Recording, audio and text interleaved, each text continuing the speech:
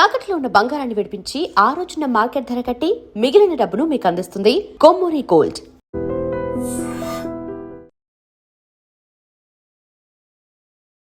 నమస్తే, welcome to I dream social spotlight with Kavitha. Epstein files ప్రపంచమంతా ఇప్పుడు మాట్లాడుకుంటోంది. ప్రపంచాన్ని షేక్ చేసేటువంటి వీడియోలు, డాక్యుమెంట్లు లక్షల సంఖ్యలో అవైలబుల్ గా ఉన్నాయి. యాక్చువల్ గా ఎప్స్టీన్ ఎవరు? ఎప్స్టీన్ కి అంత బ్యాక్గ్రౌండ్ ఎలా ఉంది? అంత సూపర్ రిచ్ ఎలా అయ్యాడు? ఒక ఐలాండ్ ని కొనుక్కోవడంతో పాటుగా బిజినెస్ టైకూన్స్ కావచ్చు, పొలిటీషియన్స్ కావచ్చు, ప్రపంచంలో ఉన్నటువంటి హూ అండ్ హూ అక్కడికి ఎందుకు వెళ్ళేవాళ్ళు, ఆయన ఏం ఆఫర్ చేసేవాళ్ళు, ఆ తర్వాత అనుకోకుండా సడన్ గా ఎప్స్టీన్ ఎలా చనిపోయాడు, బోల్డ్ అంత మిస్టరీ అనేది కనిపిస్తుంది. అంతకు మించినటువంటి ఒక సెన్సేషన్ ఇందులో ఉంది. యాక్చువల్ గా ఎప్స్టీన్ ఫైల్స్ అంటే ఏంటి? మనతో పాటుగా ఉన్నారు ప్రముఖ హ్యూమనిస్ట్ బాబు గోగినేని గారు. బాబు గారు నమస్కారం. నమస్కారం అండి. సో ఎప్స్టీన్ ఫైల్స్ లో ప్రపంచంలో ఎవరెవరో డబ్బున్న వాళ్ళు, పొలిటికల్ పవర్ ఉన్న వాళ్ళు అందరూ అక్కడ ఉన్నారు అనుకుంటే, చాలా హ్యూమన్ యాంగిల్గా చూస్తే మరీ హృదయాన్ని మెలివేసేటువంటి విజువల్స్, వీడియోస్. చిన్న పిల్లలండి, 3 years 4 years 5 years పిల్లలు, వాళ్ళకి ఎవరేంటో కూడా తెలియని కండిషన్లో ఆయనంటే పీడోఫైల్, బట్ మిగతా వాళ్ళు కూడా యూస్ చేసుకున్నారు అంటే ఏ స్టేట్లో మనం ఉన్నాం, ఏ మైండ్ సెట్ మనకు ఉందండి అసలు? అంటే ఎప్స్టీన్ అనే అతను కిరాతకమైన పనులు చేశాడన్న విషయంలో ఎటువంటి అనుమానము ఉండే అవకాశం లేదు. 2008లో ఆయన ఒక మైనర్ బాలికని ప్రాస్టిట్యూషన్ కోసం సాలిసిట్ చేశాడు అని ఆయన కన్విక్ట్ చేసి 2008 నుండి ఆయన సెక్స్ ఆఫెండర్స్ రిజిస్టర్లో ఆయన పేరుంది. సో ఎటువంటి అనుమానం లేదు, పబ్లిక్గా తెలిసిన విషయం. సెక్స్ ఆఫెండర్స్ లిస్ట్లో ఉన్నది అని అంటే, రిజిస్టర్ అయి ఉన్నది అని అంటే పబ్లిక్ ఎవరైనా కూడా చూస్తే తెలుస్తుంది. ఇది సీక్రెట్గా జరిగిన ట్రయల్ కాదు. ఈయన చాలా పెద్ద పెద్ద వాళ్ళతో తిరిగిన వ్యక్తి కాబట్టి ఇతను చెడ్డవాడు అని నాకు తెలియదు అని దీపక్ చోప్రా లాంటి వాళ్ళు కానీ, భారతదేశంలో ప్రస్తుతం మినిస్టర్గా ఉన్న హర్దీప్ సింగ్ పూరి కానీ ఎవరూ చెప్పటానికి అవకాశం లేదు. అది అనిల్ అంబానీ కావచ్చు, లేకపోతే this big group of very big people including Prince Andrew. అంటే ప్రస్తుతం యునైటెడ్ కింగ్డమ్కి రాజుగా ఉన్న చార్ల్స్ తమ్ముడు. అతని తల్లి బతికున్నప్పుడు, అంటే రాణిగారు ఉన్నప్పటి నుండి కూడా ఈ విషయాల గురించి పబ్లిక్గానే మాట్లాడుకునేవాళ్ళు. మనకి ఇప్పుడు ఆశ్చర్యం వేయాల్సింది మీరు అన్నట్టుగా ఇటువంటి వ్యక్తితో అసోసియేట్ అవ్వటానికి ఎవరు జంకలేదేంటి అన్నది. ఆఖరికి లెఫ్ట్ వింగ్ అంతా కూడా, లెఫ్ట్ థింకర్స్ కూడా, హ్యూమన్ రైట్స్ యాక్టివిస్టులు కూడా, చాలా గొప్పవాడని కీర్తించే నోమ్ హామ్స్కీ కూడా ఈయనతో టచ్లో ఉన్నాడు. అంటే ఆయనతో మాట్లాడుతుంటే ఆ నేరంలో భాగం అని కాదు, నేరస్తుడిని దూరం పెట్టలేదు అన్న నైతిక ఆగ్రహం. ఇప్పుడు నేరస్తుడు ఇంత ఘోరమైన నేరాలు చేశాడు, ఈ కీచకుడు, కిరాతకుడు అయిన వ్యక్తిని తమ ఫ్రెండ్స్ సర్కిల్లో ఎంటర్టైన్ చేయటం ఏంటి అని. దాంట్లో ఈలాన్ మస్క్ ఉన్నాడు, దాంట్లో బిల్ క్లింటన్ ఉన్నాడు. ఎవరు లేరని చెప్పటం చాలా ఈజీ ఏమో. బిల్ గేట్స్ ఉన్నాడు. బిల్ గేట్స్ తన మ్యారేజ్ ఫెయిల్ అవ్వటానికి ఎప్స్టీన్ కారణం అని ఆయనని వదిలేసిన ఆయన భార్య, ఫార్మర్ వైఫ్, ఆవిడ కూడా చెప్పారు. Correct, Melinda gates. వీళ్ళందరూ కూడా ఈ ఎప్స్టీన్ ట్రాప్లో ఎట్లా పడ్డారు? ఎప్స్టీన్ అనే అతను ఒక పవర్ బ్రోకర్. ఎప్స్టీన్ అనే అతను ఒక సెక్షువల్ పర్వర్ట్. ఎప్స్టీన్ అనే అతను ఒక బ్రాతెల్ నడిపాడు. ఎప్స్టీన్ అనే అతను కొంతమందితో కలిసి ఒక సెక్స్ ట్రాఫికింగ్ నెట్వర్క్ నడిపాడు. ఇవన్నీ కూడా అతను బిలియనేర్స్ యొక్క ఆస్తులని మేనేజ్ చేస్తూ, దాని నుండి కమిషన్లు పొందుతూ, వాళ్ళకి ఎక్కడ ఎలా ఇన్వెస్ట్ చేయాలో అడ్వైజులు ఇస్తూ ఈ పవర్ బ్రోకింగ్ కారణంగా ప్రతి దేశం నుండి కూడా ఫైనాన్షియల్ ఇన్ఫర్మేషన్ గ్యాదర్ చేసుకుని ఆ డెసిషన్స్, ఫైనాన్షియల్ డెసిషన్స్ వాటి మీద బేస్ చేసుకుని తన క్లయింట్స్కి లాభం, దాంట్లో తనకి కమిషన్లు, ఇట్లా అతను చనిపోయే నాటికి $600 మిలియన్ అతని ఆస్తి. దీనికి తోడ్పడింది ఒకప్పుడు అతని గర్ల్ ఫ్రెండ్ అయిన గిలెన్ మ్యాక్స్వెల్ అనే ఆవిడ. గిలెన్ మ్యాక్స్వెల్ తండ్రి చాలా ధనవంతుడు. యూకేలో Mirror Group, Daily Mirror, Macmillan publishing house మనందరం వినే ఉంటాము. ఆ మ్యాక్మిల్లన్ పబ్లిషింగ్ హౌస్ని కొనుక్కున్నాడు. ఒకప్పుడు $2 బిలియన్ వర్త్ ఆయన ఆస్తులు. కాకపోతే ఫైనాన్షియల్ స్కాండల్లో ఇరుక్కుపోయి ఎన్నో మోసాలు చేస్తున్నాడు అని బయటకు వస్తున్న టైంలో తన ఓడ మీద నుంచి పడిపోయి చనిపోయాడు అన్న రిపోర్ట్స్ వచ్చినాయి. నిజంగా యాక్సిడెంటల్గా పడిపోయాడా, బట్టలు లేకుండా తేలుతూ ఉన్నాడు నీళ్ళల్లో అతని శవం, నిజంగా యాక్సిడెంటల్గా చనిపోయాడా, లేదు తను ఇజ్రాయెల్కి కేజీబీకి, ఇది చాలా ఇంట్రెస్టింగ్ కనెక్షన్. రష్యా యొక్క సీక్రెట్ ఏజెన్సీ కేజీబీ, ఇజ్రాయెల్ యొక్క సీక్రెట్ ఏజెన్సీ మొసాద్, ఈ రెండిటికి కూడా ఒక ఏజెంట్గా పనిచేశాడు ఇతను. వారికి చేయాల్సిన సర్వీసెస్లో ఇతను ఎక్కడో తప్పు చేశాడా, వాళ్ళని మోసం చేసిన కారణంగా వాళ్ళు ఇతన్ని చంపేశారా అన్నది ఒక స్ట్రాంగ్ సస్పిషన్ అన్నది ఇప్పటికి కూడా సర్క్యులేట్ అవుతూనే ఉంది. అలాగే ఎప్స్టీన్ ఫైల్స్ అని మీరు ఏదైతే అంటున్నారో అవి 60 లక్షల డాక్యుమెంట్లు, ఈమెయిల్స్, వాయిస్ మెసేజెస్, ఫోటోలు, వీడియోలు, వాటిల్లో కొద్ది కొద్దిగా రిలీజ్ అవుతూ ఉన్నాయి. ఇప్పటి వరకు ఒక 35 లక్షల డాక్యుమెంట్స్ రిలీజ్ అయినాయి. మిగతాయి అవుతావో లేదో తెలియనట్టుగా డిపార్ట్మెంట్ ఆఫ్ జస్టిస్ కొంచెం కన్ఫ్యూజింగ్గా స్టేట్మెంట్స్ ఇచ్చింది. రిలీజ్ అయిన డాక్యుమెంట్స్లో మనకి ఏం తెలుస్తుందంటే, డిగ్రీ కూడా చదవని ఈ జెఫ్రీ ఎప్స్టీన్ అనే అతను తన చుట్టూ ఎరవేసి వాళ్ళని సమ్మోహనపరిచి మంత్రముగ్ధులను చేసి సైన్స్ డిస్కషన్స్లో, మ్యాథమెటిక్స్ డిస్కషన్స్లో, వాటితో పాటు ఈ ఫైనాన్షియల్ మ్యాటర్స్లో తన చుట్టూ ఉన్న సెలబ్రిటీస్ అందరినీ, సినిమా యాక్టర్ల దగ్గర నుండి రైటర్స్ వరకు, సినిమా ప్రొడ్యూసర్స్ దగ్గర నుండి హీరోయిన్స్ వరకు అందరినీ తన చుట్టూ తిప్పుకున్నాడు. ఈ తిప్పుకున్న వాళ్ళందరూ నేరస్తులు అనటం అన్యాయం. ఎందుకంటే సోషలైట్గా, అంటే ఒక పార్టీ పెట్టడము, దాంట్లో మందు పోయటము, అందరూ మెచ్చుకునేటట్టుగా ఫుడ్ అరేంజ్ చేయటము, తన ప్రైవేటు ద్వీపంలో హాలిడే అరేంజ్ చేయటము, ఇవన్నీ చేసినప్పుడు అట్రాక్ట్ అయ్యి వెళ్ళే వాళ్ళు ఉంటారు.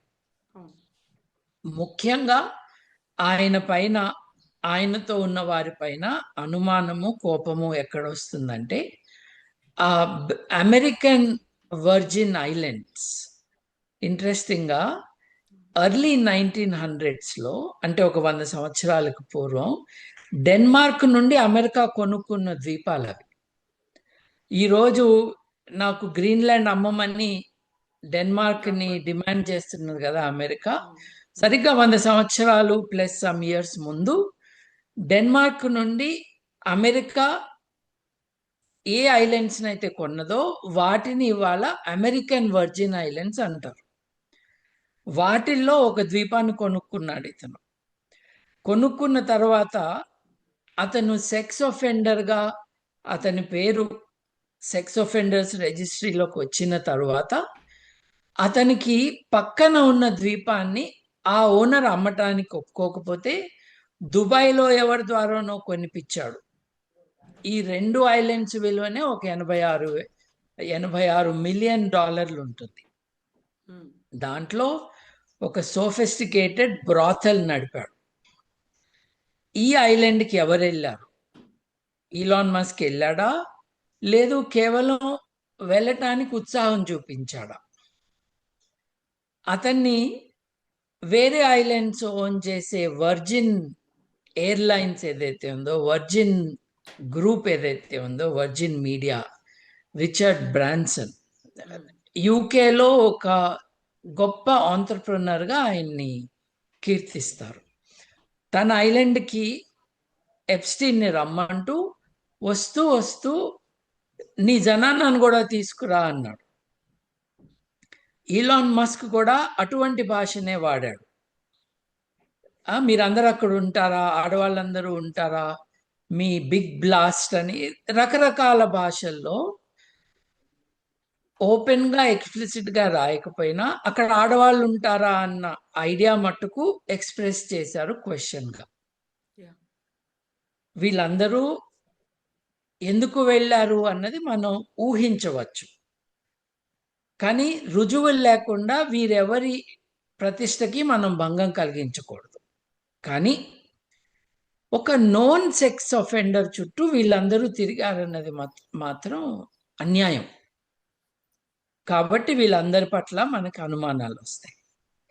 గిలెన్ మ్యాక్స్వెల్ తండ్రి ఎట్లయితే మొసాద్కి, కేజీబీకి ఏజెంట్గా ఉన్నాడన్నారో, అట్లాగే ఇతను జెఫ్రీ ఎప్స్టీన్ అనే అతను మొసాద్ తరపున, కేజీబీ తరపున పనిచేశాడు అన్న మాటలు మనం వింటూనే ఉంటాం.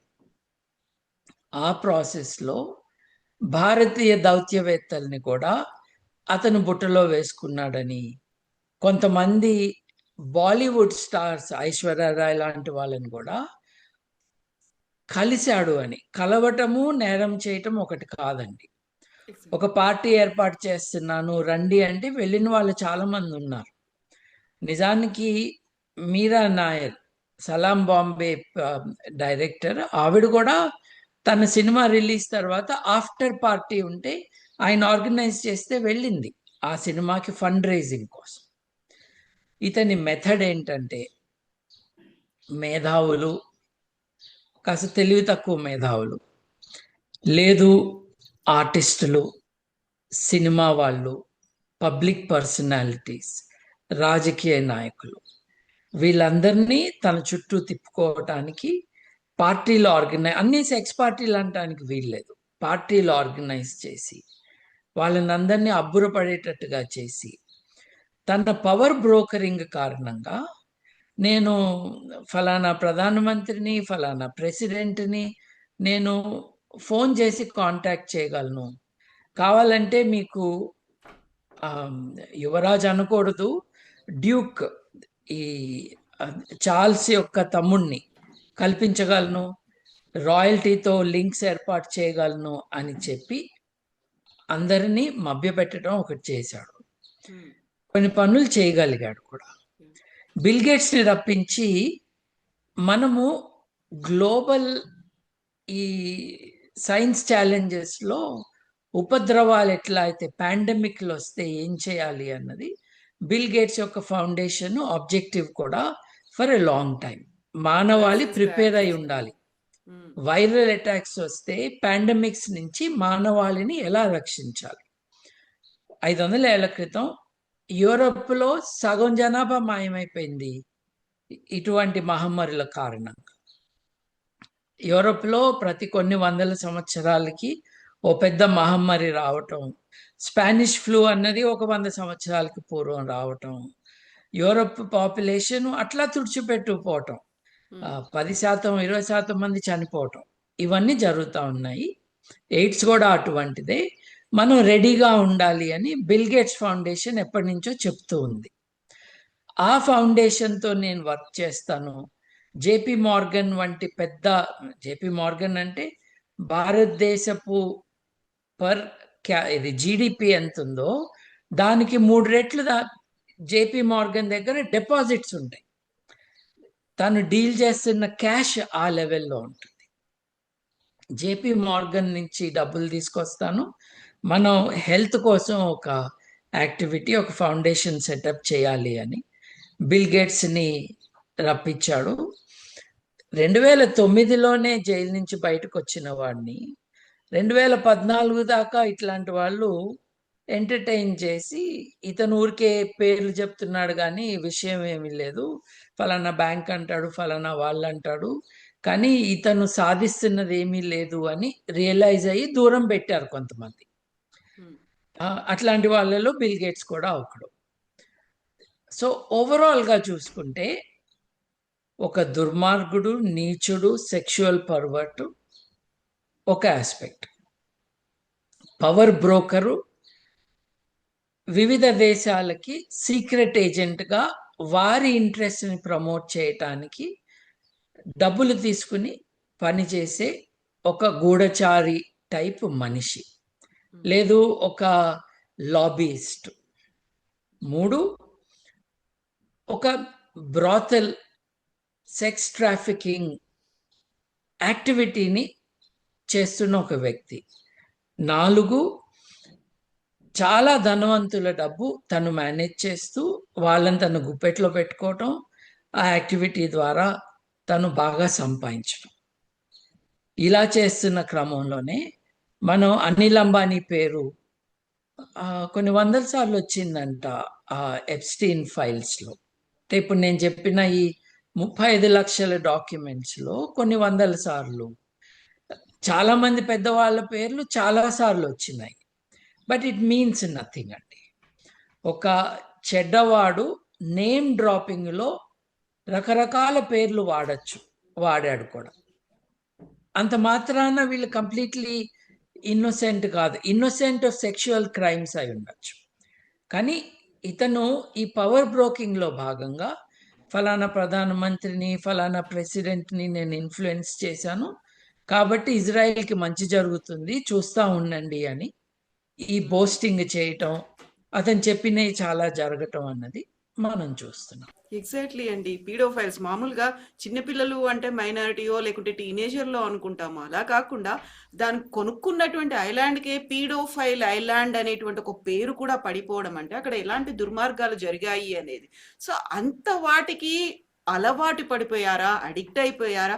ఇంతమంది కూడా రెగ్యులర్గా వెళ్ళేవాళ్ళు. చిన్నపిల్లలు ఉన్నారా అని కూడా అడిగి తెలుసుకొని మరి వెళ్ళడానికి ఇంట్రెస్ట్ చూపించారు అంటే కేవలం అక్కడ ఉన్నటువంటి జెఫ్రీ ఎప్స్టీన్ ఎవరైతే ఆర్గనైజ్ చేశారో ఆయన మీద మాత్రమే కాదు, వీళ్ళందరి మీద కూడా క్వశ్చన్ అనేది కనిపిస్తోంది. వాళ్ళని కూడా కల్ప్రిట్స్గా చేయాల్సిన అవసరం ఉంది. వందల మంది చిన్న పిల్లలు చనిపోయారు, వాళ్ళు అదృశ్యం అయిపోయారు, ఎక్కడికి వెళ్ళిపోయారో తెలియదు. చాలా మందికి ఇప్పటికీ ట్రమాటిక్గా వాళ్ళు ఉన్నారు, పెద్దవాళ్ళు అయినప్పటికీ కూడా అనేది ఉంది. వీటన్నిటికీ సంబంధించి బయటకు వస్తాయంటారా ఈ మిస్టరీస్ అన్ని? చూడాలండి. ఇప్పుడు తప్పకుండా చాలా బయటకు వచ్చినాయి. ఇప్పుడు అమెరికా ప్రస్తుత ప్రెసిడెంట్ ట్రంప్ చాలా కష్టపడ్డాడు ఈ డాక్యుమెంట్స్ బయటికి రాకుండా ఉండాలని. అసలు తను ఎలక్షన్ క్యాంపెయినింగ్లో ఎవరో కాపాడుతున్నారు ఎప్స్టీన్ చుట్టూ ఉన్న వాళ్ళని అని. ట్రంప్ అంతకుముందు ప్రెసిడెంట్గా ఉన్నప్పుడే జైల్లో ఉన్న ఎప్స్టీన్ను చాలామంది హత్య చేశారంటారు, ప్రభుత్వం అయితే అతను సూసైడ్ చేసుకున్నాడు అని చెప్తుంది. అది ఎలా జరిగింది? 2008లో మైనర్ బాలికలతో అతని మిస్బిహేవియరు, మైనర్లని ప్రాస్టిట్యూషన్లోకి దింపుతున్నాడు అన్న అభియోగాల పైన అతన్ని అరెస్ట్ చేసినప్పుడు నేరాన్ని ఒప్పుకున్నాడు. నేరం ఒప్పుకున్నప్పుడు చాలా ఆశ్చర్యకరం, అతను ప్లీ బార్గెయిన్ అంటారు అమెరికాలో. మీరు ప్రభుత్వానికి, ప్రాసిక్యూషన్కి నేను ఒప్పుకుంటాను, నాకు శిక్ష ఎంత తక్కువ వేస్తారు అని అడుగుతారు. ఎటువంటి శిక్ష వేస్తారు అని అడుగుతారు. ఎందుకంటే మీరు నేనేమి తప్పు చేయలేదు అని అంటే అది నిరూపించటానికి జ్యూరీని ఎస్టాబ్లిష్ చేయాలి, చాలా తతంగం ఉంటుంది, ఖర్చు అవుతుంది, విషయం తేలకుండా చాలా కాలం నడుస్తుంది. కాబట్టి ఇతను ప్లీ బార్గెన్లో అవును నేను ఈ పని చేశాను, ఈ తప్పు చేశాను, ఇది నేను ఎప్పుడు ఒప్పుకుంటానంటే నాతో పాటు ఉన్న ఎవరిని కూడా మీరు ఇంటర్వ్యూ కానీ ఇంటరాగేట్ కానీ చేయకూడదు. మొదటి ఇన్వాల్వ్ చేయకండి వాళ్ళని ఎవరిని ఇన్వెస్టిగేషన్లో. రెండవది, నాకు వర్క్ రిలీజ్ ఇవ్వండి. వర్క్ రిలీజ్ అంటే ఇతన్ని అరెస్ట్ చేస్తారు, ఇతనికి ప్రిజన్ సెంటెన్స్ పడుతుంది. ఇతనికి యాక్చువల్లీ 18 నెలలు ప్రిజన్ సెంటెన్స్ పడింది. ఈ 18 నెలల పాటు పొద్దున్నుంచి సాయంత్రం వరకు 12 గంటల పాటు నన్ను ప్రిజన్ బయటకు వెళ్ళేటట్టుగా నాకు పర్మిషన్ ఇవ్వండి, నేను పని చేసుకుంటాను. సో 18 నెలల్లో గుడ్ బిహేవియర్ అని 13 నెలలకే వదిలేశారు. ఈ 13 నెలలు నిద్ర లేచి అతను ఆఫీస్కి వెళ్ళి రాత్రికి మళ్ళీ జైలుకి చేరుకునేవాడు. ఓపెన్ ఎయిర్ ప్రిజన్ కంటే కూడా బాగుంది ఇది. ఇట్లా 13 నెలలు అతను అక్కడ ఉన్నాడు. ఈ బార్గెనింగ్ అంతా కూడా సౌత్లో జరిగింది. న్యూయార్క్లో 2018-19లో ఈ విషయం మీద ఒక అనుమానం వచ్చింది అక్కడ ప్రాసిక్యూటర్లకి. ఇది ఫెడరల్ ఆఫెన్స్ కదా, ఆయన అక్కడ ఏదో డీల్ చేసుకున్నాడు, దాన్ని తిరగతోడొచ్చు అనుకుంటా మనము అని న్యూయార్క్ సదర్న్ డిస్ట్రిక్ట్ వారు ఈ కేసును మళ్ళీ రీస్టార్ట్ చేశారు. చేసిన కారణంగా అరెస్ట్ అయ్యాడు.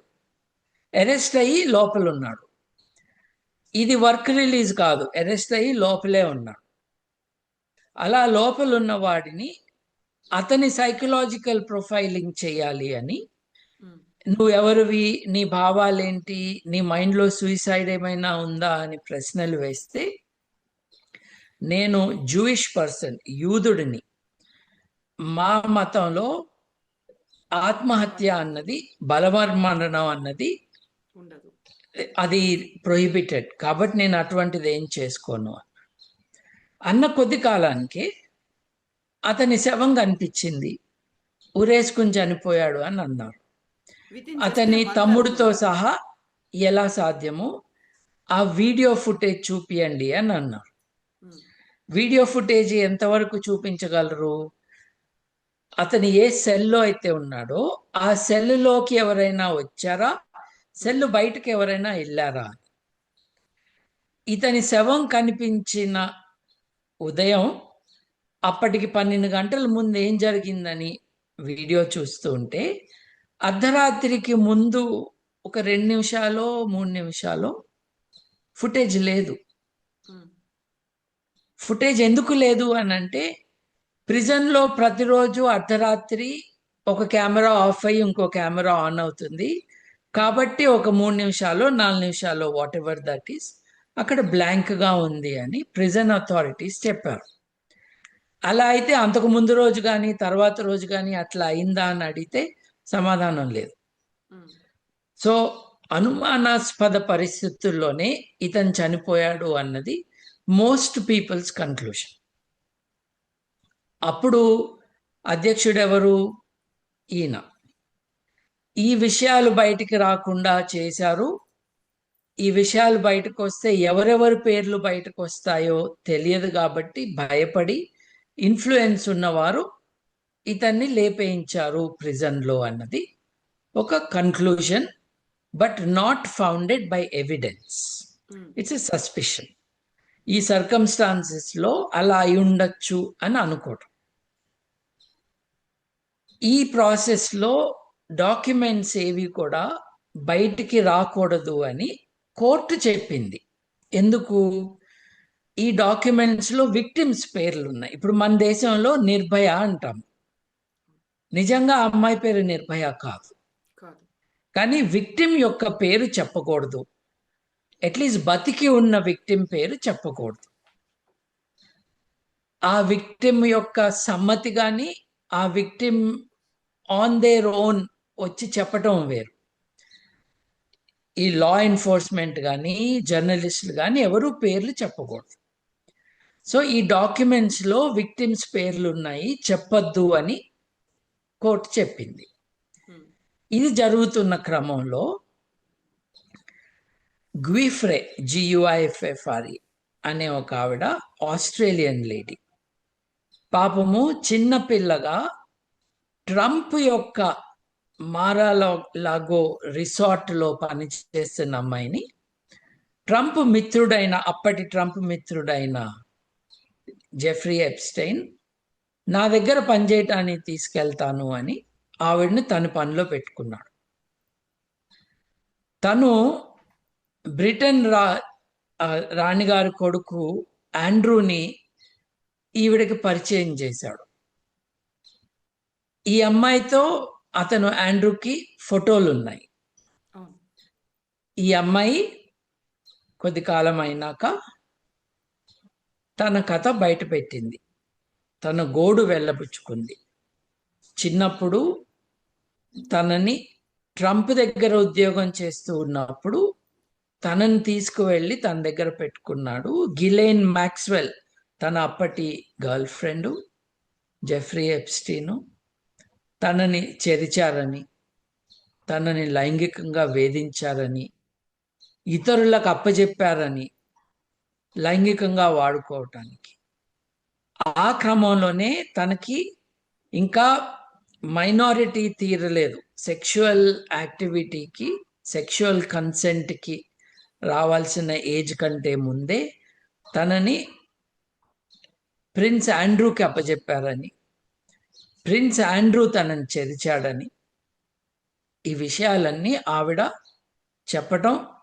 చెప్పిన తర్వాత ఆండ్రూ ఆవిడకి $22 మిలియన్ సివిల్ సెటిల్మెంట్, అంటే నేను తప్పు చేశానని ఒప్పుకోకుండా నీకు ఈ కష్టాల కారణంగా ఇన్ని డబ్బులు ఇచ్చి వదిలించుకుంటున్నాను నిన్ను అన్నట్టుగా $22 మిలియన్ ఆ అమ్మాయికి ఇచ్చారని, ఆవిడ 40 వయసులోనో లేట్ 40స్లోనో ఇది భరించలేక తనని ఎవరు నమ్మట్లేదు అని లాస్ట్ ఇయర్ సూసైడ్ చేసుకున్నారు ఆవిడ, ఆస్ట్రేలియాలోనే. నా ఒక ప్రశ్న ఏంటంటే, 16 ఏళ్ళు నిండని, 18 ఏళ్ళు నిండని ఈ చిన్న పిల్లల్ని, ఆడపిల్లల్ని వాళ్ళ తల్లిదండ్రులు ఎట్లా పంపించారు వీళ్ళ దగ్గరికి? ఇప్పుడు వాళ్ళు సొంతంగా వెళ్ళలేదు కదా, ఆ కన్సెంట్ వాళ్ళకి ఆ ఏజ్ లేదు కదా. They are not eligible to give consent for sexual activity. అసలు 16 ఏళ్ళు దేశం బట్టి 16 ఏళ్ళు 18 ఏళ్ళ వరకు తమ తల్లిదండ్రుల రక్షణలో పెరగాల్సిన పిల్లలు వాళ్ళు వీళ్ళ చేతిలోకి ఎలా చిక్కారు? ఆ తల్లిదండ్రులు ఏమీ ఎందుకు మాట్లాడలేదు? దానికి ఆన్సర్గా ఏం చెప్పారంటే, ఇలా జరుగుతుందని ఎవరికైనా నువ్వు చెప్తే నిన్ను ఈ గోల్ఫ్ కోర్సులో ఆ 9 హోల్ 16 హోల్ గోల్ఫ్ కోర్సెస్ ఏవైతే ఉంటాయో ఫలానా హోల్ దగ్గర నువ్వు ఫర్టిలైజర్ అయితే వెళ్తావు, నీ శవం అక్కడ ఉంటుంది అని. మీ అమ్మని, మీ నాన్నని, మీ చెల్లిని, మీ తమ్ముడిని లేపేస్తాం ఎవరితో అయినా మాట్లాడితే కూడా ఈ విషయాలని చెప్పి వాళ్ళని సెక్షువల్ స్లేవరీలో దింపారు అని చెప్తూ ఉన్నారు. ఇది విక్టిమ్స్ అంటున్న వాళ్ళు చెప్తున్నారు కాబట్టి దాన్ని తీసి పారేయకూడదు. ఏదో ఒక జర్నలిస్ట్ చెప్పిన మాటలు కాదు ఇవి. This is the overall background అండి.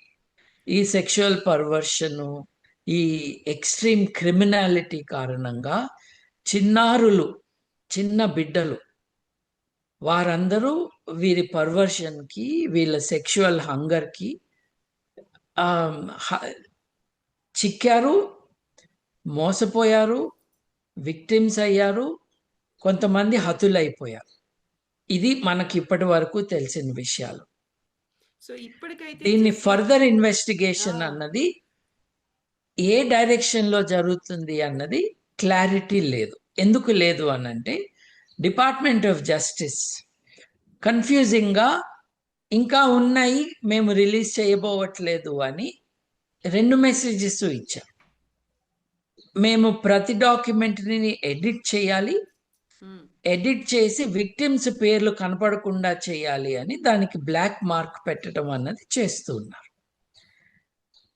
కొన్ని డాక్యుమెంట్స్లో విక్టిమ్స్ పేర్లే కాదు, అక్యూజ్డ్ పేర్లు కూడా బ్లాక్ చేసి ఉన్నాయి. కొన్ని డాక్యుమెంట్స్లో కమ్యూనికేషన్ ఫ్రమ్ అక్యూజ్డ్ వాళ్ళ పేర్లు కూడా బ్లాక్ చేసి ఉన్నాయి. ఆ బ్లాకేజ్ వెనకాల పేర్లు ఏమిటి అని కొంతమంది కంప్యూటర్స్లో స్పెషలిస్టులుగా, ఫోరెన్సిక్ అనాలిసిస్లో స్పెషలిస్టులుగా ఉన్నవారు కొన్ని పేర్లు బయట పెట్టారు. మీ వీక్షకులకి ఇంట్రెస్ట్ ఉంటే జీమెయిల్ తెలుసు కదా మీకు. జీ బదులు J, J for Jeffrey, J for Jack, Jmail, Gmail లాగా gmail.com అని మీరు కొట్టండి. ఇది అమెరికాలో బేస్ అయిన కొంతమంది కంప్యూటర్ స్పెషలిస్టులు జెఫ్రీ ఎప్స్టైన్ యొక్క జీమెయిల్ కమ్యూనికేషన్స్ ఏవైతే డిపార్ట్మెంట్ ఆఫ్ జస్టిస్ పబ్లిక్ చేసిందో, ఇది హ్యాకింగు, దొంగతనము, ప్రైవసీ అని కాదు, ప్రభుత్వం ఏవైతే తన వెబ్సైట్లో పెట్టిందో అవి యాక్సెస్ ఈజీగా లేదు. ఏదైనా తెలుసుకోవాలని అంటే తెలియట్లేదు. 35 లక్షల డాక్యుమెంట్స్ ఎవరు చూడగలరు? కాబట్టి దాంట్లో ఈమెయిల్స్ని జీమెయిల్ క్లోన్గా, అంటే చూస్తే జీమెయిల్ లాగా ఉండేటట్టుగా కొంతమంది కంప్యూటర్ స్పెషలిస్టులు క్రియేట్ చేశారు. ఎవరైనా సరే gmail.com అని కొడితే ఒక జీమెయిల్ లాంటి అకౌంట్ తెలుస్తుంది, మీకు ఓపెన్ అవుతుంది. You are viewing this as if you are Jeffrey Epstein అని మీకు నోటీస్ వస్తుంది. మీరు ఆ డాక్యుమెంట్స్ చూడొచ్చు, దాంట్లో సెర్చ్ చేయొచ్చు.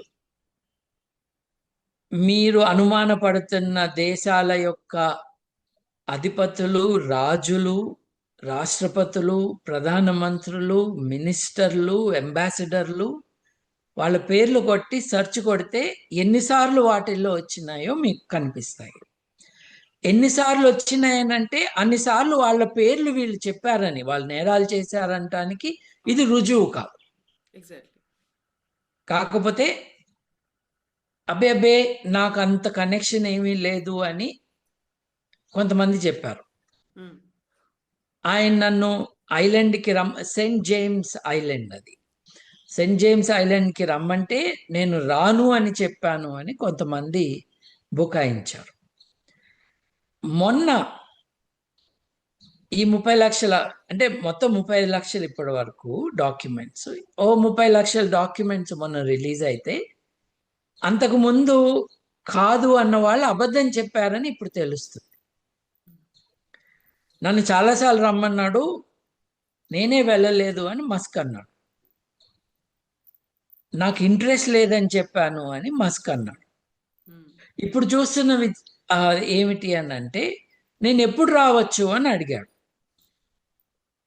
ఈయన అడిగాడు నేను ఎప్పుడు రావాలి, కానీ వెళ్ళలేదు అనుకుంటా. ఎప్పుడు రావాలి అన్న మాత్రమే అడిగాడు. అంటే అబద్ధం మటుకు చెప్పాడని తెలుస్తుంది మనకి. దీపక్ చోప్రా లాంటి వాడు ఇతనితో కనెక్ట్లో ఉన్నాడు. ఆధ్యాత్మికత, భారతీయ జ్ఞాన సంపద, వీటన్నిటి గురించి మాట్లాడుతూ అమెరికాలో వీరమాచినేని రోల్ ప్లే చేస్తూ అందరినీ బుట్టలో వేసుకుని అందరినీ తప్పుదారి పట్టిస్తున్నవాడు ఈ ఇమేజ్లో దొరికాడు. ఇట్లా మనం చాలా మందిని ఈ ఈమెయిల్స్ ద్వారా పట్టుకోవచ్చు, దొరుకుతారు. ఎందుకంటే పేర్లు ఉన్నాయి. కాకపోతే ఎవరినైనా అక్యూజ్ చేసే ముందు ఆ ఈమెయిల్లో వాళ్ళు ఏమంటున్నారో కూడా చూడాలి. కేవలం పేరుంటేనే జంప్ చేయకూడదు. ఇంకోటి, కొంతమంది కుతంత్రంగా, దురుద్దేశపూర్వకంగా నువ్వు మా నేతల పేర్లు ఉన్నాయని చెప్పావు కాబట్టి రాహుల్ గాంధీ పేరు కూడా ఉంది అని చెప్పారు. అది అబద్ధం. రాహుల్ గాంధీ పేరు లేదు, కానీ ఉన్నది అని మాధ్యమాలను మిస్యూజ్ చేసుకుంటూ అబద్ధాలు చెప్పే బ్యాచ్ మనకు ఉన్నది. వాళ్ళు ఆ పనులు చేస్తున్నారు. అంబానీ పేరుంది. అంబానీకి రాజకీయంగా సపోర్ట్ చేసే వాళ్ళ పేర్లు ఉన్నాయి. ఇంట్రెస్ట్ ఉన్న వాళ్ళు వెతుక్కోవచ్చు. gmail.com సెర్చ్ చేస్తే దొరుకుతాయి. ఇది on going very sad story. ప్రపంచవ్యాప్తంగా గొప్పవాళ్ళు అనుకుని నాయకులు అన్న వాళ్ళు నైతిక విచక్షణ కోల్పోయి శిక్ష పడి, శిక్ష అనుభవించి బయటకు వచ్చిన అత్యంత దారుణమైన నేరాలు చేసి దొరికిపోయిన వ్యక్తితో సంబంధం ఉంచుకోవటం. వాళ్ళతో నేరం చేశారని కాదు. అటువంటి వాళ్ళని తమ ఫ్రెండ్ లిస్ట్‌లో పెట్టుకోవటం, అటువంటి వాడి ద్వీపానికి నేనెప్పుడు రావచ్చు అని క్వెషన్‌లేయటం, నువ్వు మా దగ్గరికి ఎప్పుడొస్తున్నావని అడగటం, ఉమ్, ఇదంతా చాలా దారుణమైన విషయం అండి.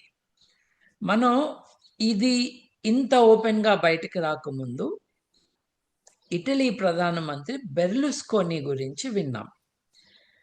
చాలా చీదర వేసి, డోకు వచ్చే స్టోరీస్ మనం ప్రైమ్ మినిస్టర్ బెర్లుస్కోనీ గురించి ఓపెన్‌గా న్యూస్ పేపర్స్‌లో రావటం చూసాం.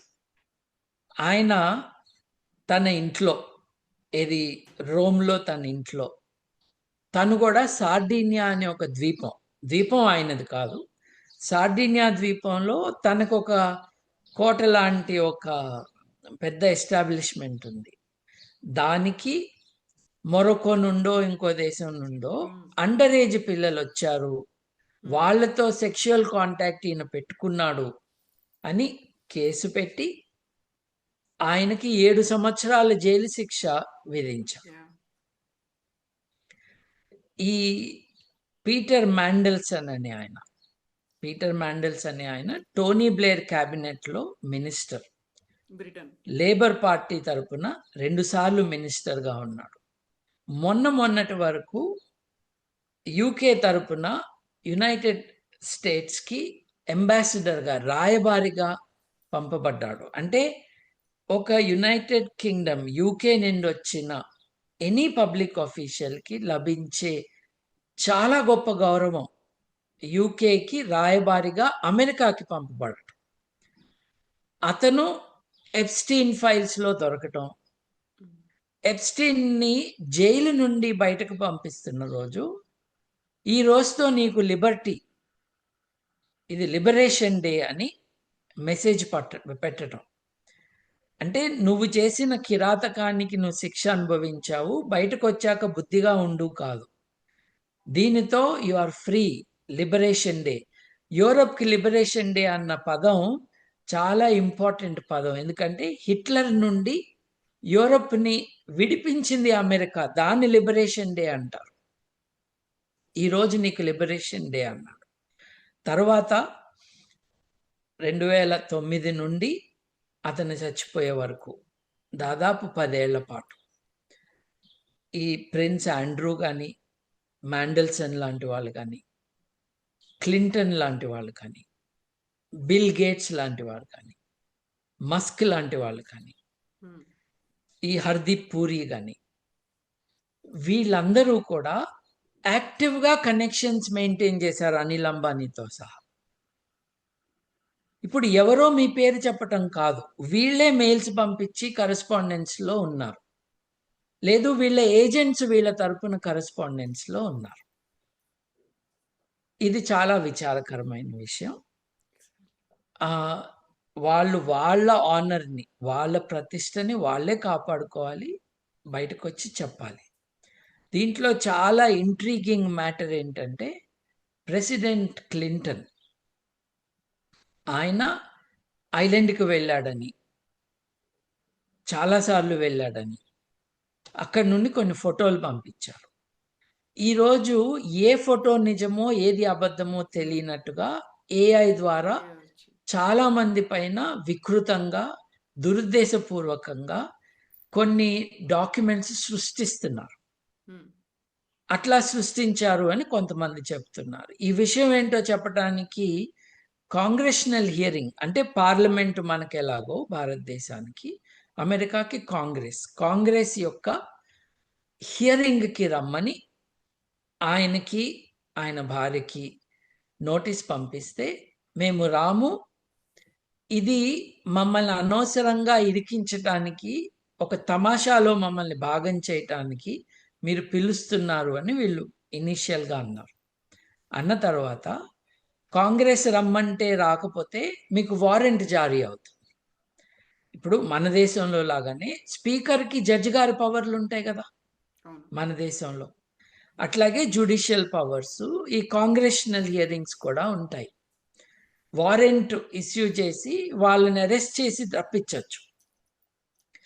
అలా చేయబోతున్నారు అని ఇప్పుడు మేము వస్తున్నాములే అని వీళ్ళు ఇన్ఫర్మేషన్ ఇచ్చారు. ఇదంతా కూడా డెమోక్రాట్ పార్టీ లీడర్సు, ఇంతకు ముందు ప్రెసిడెంట్లుగా ఉన్న వాళ్ళందరినీ ఇరికించటానికి దురుద్దేశంతో చేసిన పనులు అని వాళ్ళ అబ్జెక్షన్. ఏ సైడ్ ఉన్నా కూడా ఎంతో దారుణంగా జరిగిన ఈ నేరాలు ఏవైతే ఉన్నాయో వాటిల్లో భాగం పంచుకున్నది రెండు పార్టీల వాళ్ళని అర్థమవుతుంది. ఈ very big rich industrialist, capitalist, fund managers, politicians దీంట్లో ఉన్నారని అర్థమవుతుంది. మగవాళ్లే కాదు, ఆడవాళ్ళు కూడా ఇన్వాల్వ్ అయి ఉన్నారు అని మనకు అర్థమవుతుంది. సో దిస్ ఈజ్ డోకొచ్చి గుండె తరుక్కుపోయే కథనాల వెనుక ఈ అగ్లీ రియాలిటీ ఉంది. నేను ఇప్పుడు మీకు హింట్గా ఏవైతే చెప్పానో, ఎవరికి ఇంట్రెస్ట్ ఉన్నా gmail.comకి వెళ్ళి ఓపికగా చదువుకోవచ్చు. కొన్నేమో చాలా ఇన్నోసెంట్ మెసేజ్లు. మీరు యంగ్ గర్ల్స్ అని సెర్చ్ చేస్తేనో లేకపోతే సిమిలర్ వర్డ్స్ మీ అభిమాన రాజకీయ నాయకుడి పేరో దాంట్లో వేసి సెర్చ్ చేస్తే ఆ మెన్షన్స్ ఉంటే అవి వస్తాయి రిజల్ట్స్.